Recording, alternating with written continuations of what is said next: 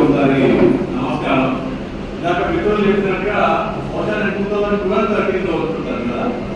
Okay, 2012, 2013లో Vizag వచ్చినా చాలాసార్లు రావాలనుకున్నా కానీ పార్టీ బాధ్యతలు వేరే బాధ్యతలు ఉండడం వల్ల నేను రాలేకపోయినాను.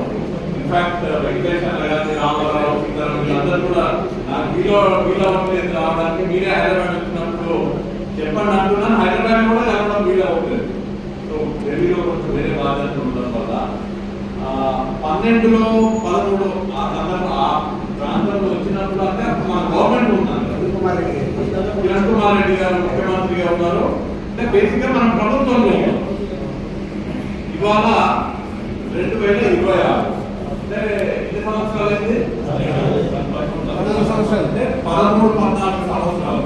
14 వరకు మన గవర్నమెంట్ లో గవర్నమెంట్ నేను వచ్చింది 12లో, 14 సంవత్సరాల తర్వాత వస్తున్నాను దగ్గర అంటే అధికారం పోయి కూడా 12 సంవత్సరాలు అయింది.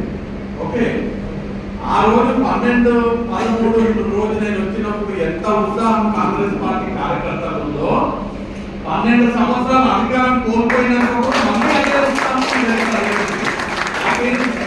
మీకేమన్నా తేడా అనిపిస్తుందో? నాకేం తేడా అనిపించట్లేదు. అంటే ఆ స్పిరిట్ లో కాంగ్రెస్ పార్టీ నాయకులు ఆనాడు 12-13లో ఉన్న కాంగ్రెస్ పార్టీ నాయకులు కార్యకర్తలలో ఉన్నటువంటి స్పిరిట్, ఆ ఉత్సాహానికి ఈ రోజు మీలో ఉన్న ఉత్సాహానికి ఏ మాత్రం తేడా లేదు. ఒకటే తేడా ఏంటంటే ఆ రోజు అధికారం కోసం ఉండే వాళ్ళు వెళ్ళిపోయినారు.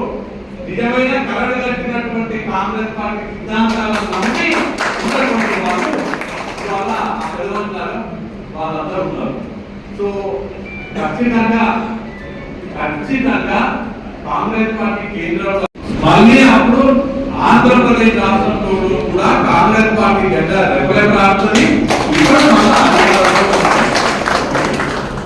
రెండవది, ఖచ్చితంగా మళ్ళీ అధికారంలోకి వచ్చినప్పుడు ఎవరెవరైతే కాంగ్రెస్ పార్టీ జెండానే పట్టుకొని ఎన్ని ఇబ్బందులు వచ్చినా, ఎన్ని ఆటంకాలు వచ్చినా, ఎన్ని అవమానాలు, నాకు తెలుసు మీరు ఎన్ని అవమానాలు పడతారు. కాంగ్రెస్ పార్టీలో ఉన్న వాళ్ళని తెలుగుదేశం వాళ్ళు కానీ వైఎస్ఆర్సీపీ వాళ్ళు వేరే చేస్తారు.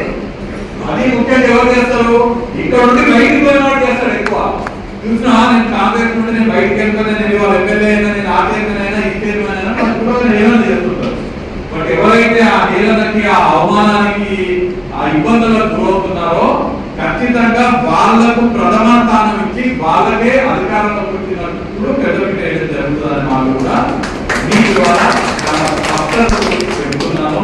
అలానే నేను ఇక్కడికి వచ్చిన తర్వాత నేను వాస్తవానికి వచ్చింది కాంగ్రెస్ ఏసీసీ వాళ్ళు ఆదేశిస్తే పాత్రికేయ సమావేశం కోసం వచ్చిన. కానీ